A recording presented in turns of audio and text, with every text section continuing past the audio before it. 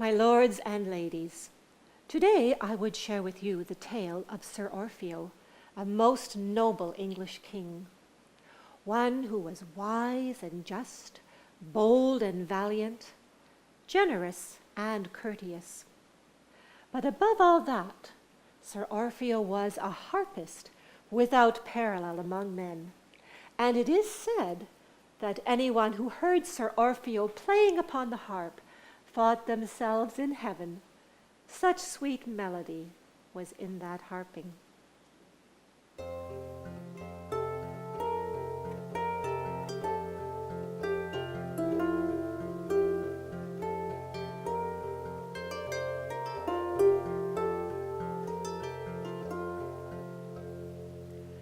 Sir Orfeo also had a wise and goodly queen, Dame Euridice, the most beautiful lady in the world. Why, no man can even say just how lovely she was. These two loved each other dearly, and together they ensured that harmony ruled the land.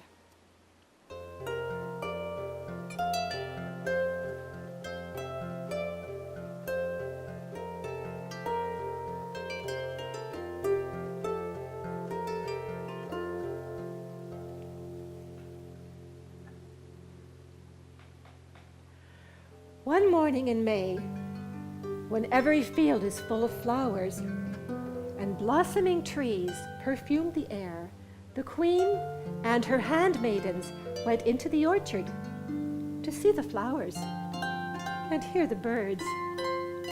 And because the day was so lovely, they began to sing.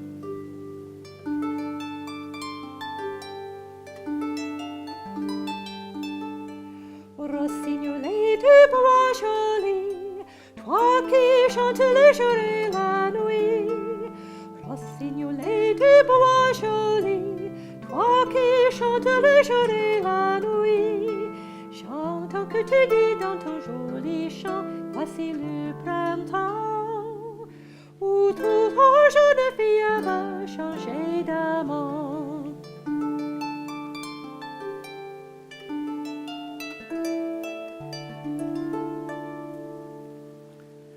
After a while, they came to rest under a fair orchard tree, where the queen soon fell into a deep sleep.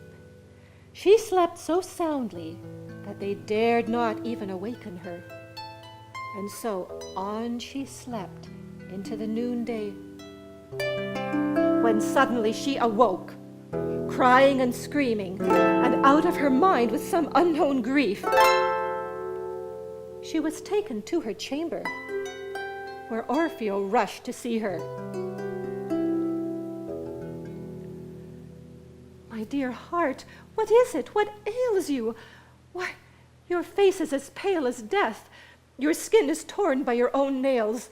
Oh, my lady, please cease this pitiful crying, and tell me how it came about, and how I can help you.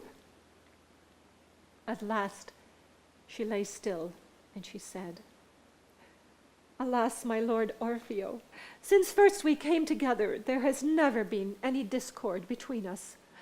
I have loved you as my life, and so you have loved me. But now you must do the best you can, for I must leave you. Leave me? What are you saying? Where would you go, and with whom? You know that wherever you go, I shall follow you. I'm afraid that is impossible, she said. Listen, I will tell you everything that happened. As I lay sleeping, I was visited by two fair knights who bade me come in haste and speak with their king. I answered that I would not go, and so they galloped away. And soon their king himself appeared. He was accompanied by 100 lords and ladies, all mounted on snow-white steeds and wearing clothes as white as milk. Never before have I seen such a noble company. The fairy king, for such he was wearing a crown, not made of gold or silver, but some strange substance that radiated like the sun. He seized me and compelled me to ride beside him to his kingdom. There he showed me castles and towers, rivers and forests and lakes, and all his splendid horses. And then he brought me back and said, "See to it, lady, that tomorrow you are seated here beneath this very tree, for then you are to go and live with us forever. And do not try to escape, for no matter where you are, even if we have to tear you limb from limb, we shall find you and carry you off." I awoke, and I knew this was no mere dream, but an enchantment. I dare not defy him.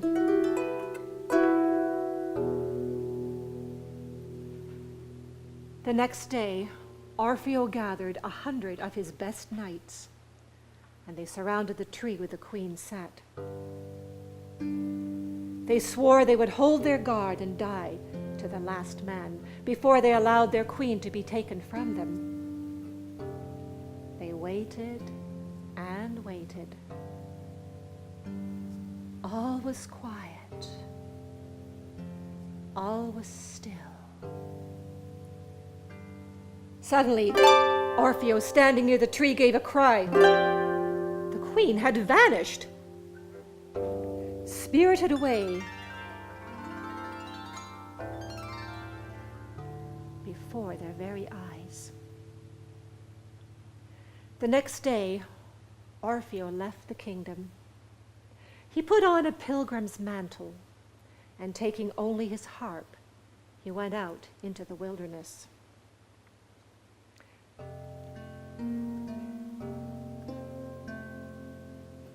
He vowed he'd live as a poor hermit until he found his wife again. And how strange and different his life now became. He who had worn only the finest linen and slept under the softest eiderdown now had to lie in the cold, hard ground, covering himself with grasses and leaves. Once he'd had the company of noble lords and ladies. Now he saw the snakes gliding by in the forest. Once he'd had plenty to eat and drink and every delicacy. Now he had to dig and grub in the earth for roots to eat. In the summer, he ate wild fruits and berries. But in the winter, he suffered greatly. His only joy was his harp. He hid it in a hollow tree, but when the weather was clear and bright, he put it out and played. The lovely music sounded through the forest, and all the wild animals would creep from their hiding places. Why, even the birds stopped in their flight to listen. So sweet was the melody.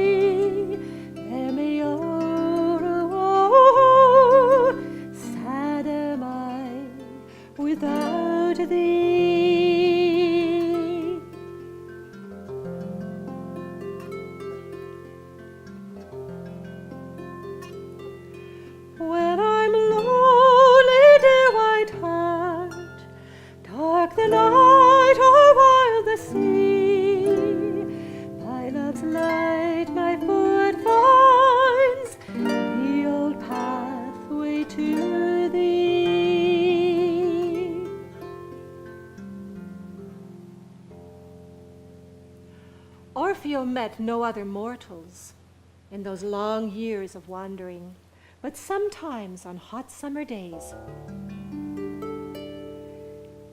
he saw glinting in the distance fairy cavalcades, threading their way through the tall forest grasses. He could hear the blast of hunting horns and the yelping of hounds, and he knew that the king of the fairies was taking his party out to hunt. Sometimes a great host would sweep by, 1,000 fairy knights, their swords drawn, their banners unfurled, charging off to some mysterious battle somewhere. But where they went, or what became of them, he never found out.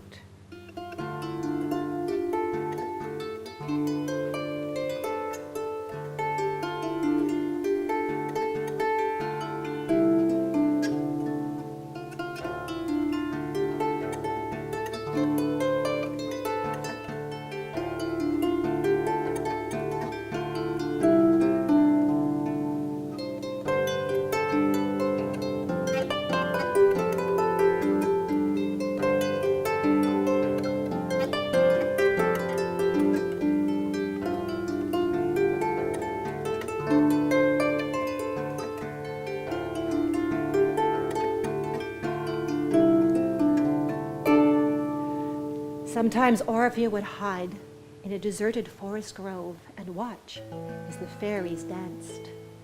Elegantly attired lords and ladies would dance to the music of harps and flutes and viols and all other minstrelsy.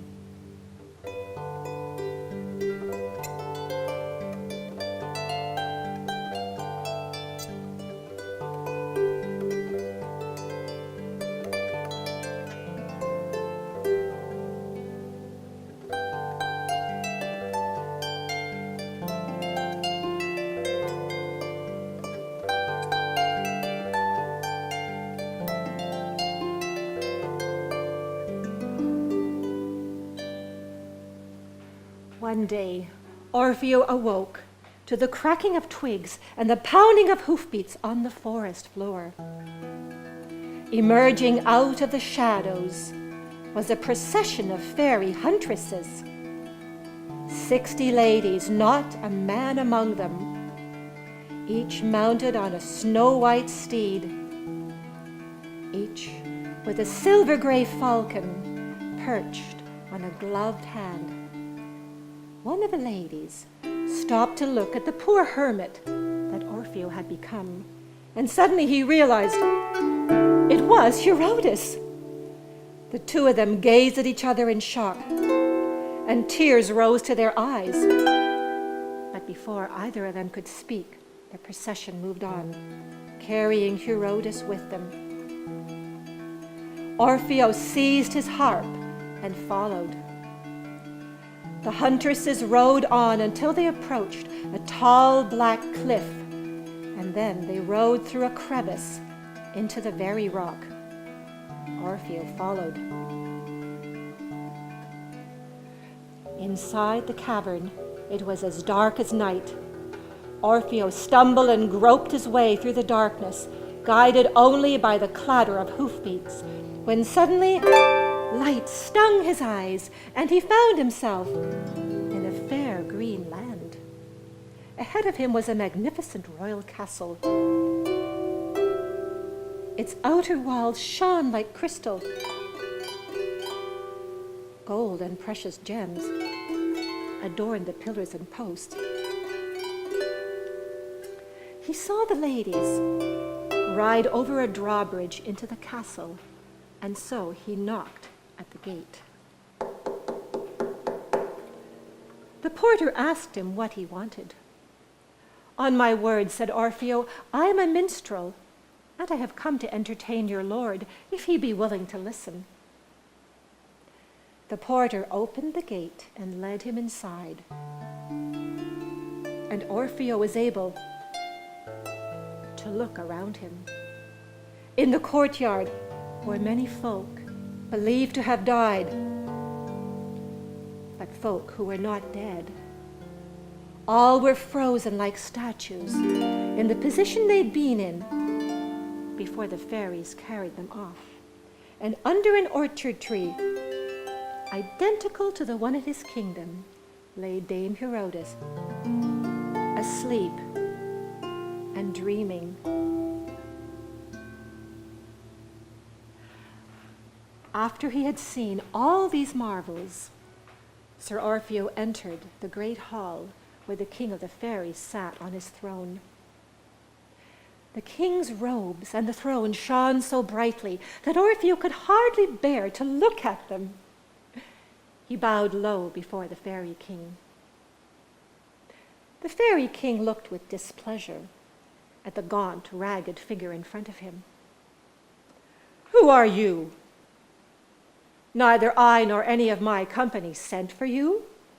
Since I began my reign here, I have never known anyone foolhardy enough to journey thither, unless he was sent for."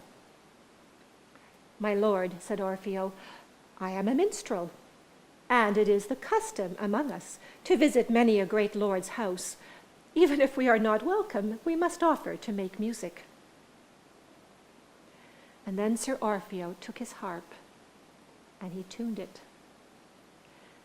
And he drew from it music that was so blissful that all who were in that castle there gathered around him and sat at his feet.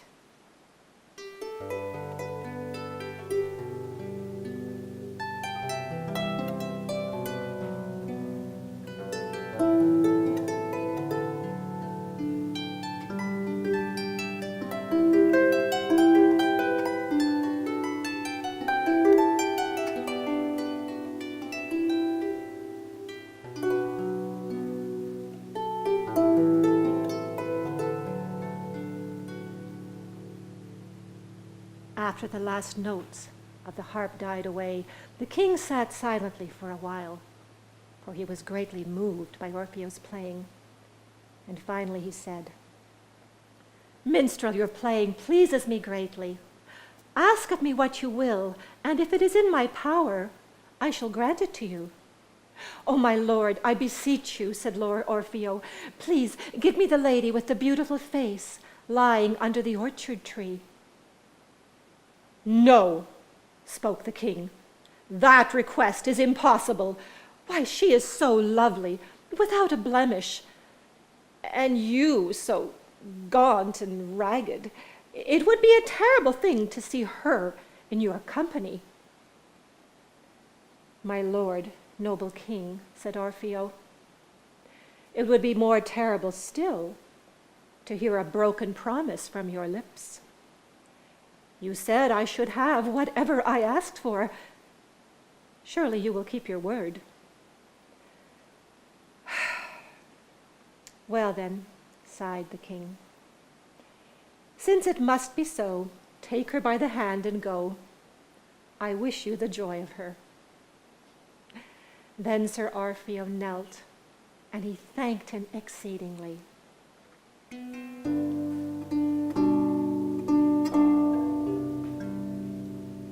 He touched the hand of Euridice, and she stirred and wakened. When she saw her husband, her face brightened. Orfeo led her from the land of enchantment back to the world of men, where they were crowned anew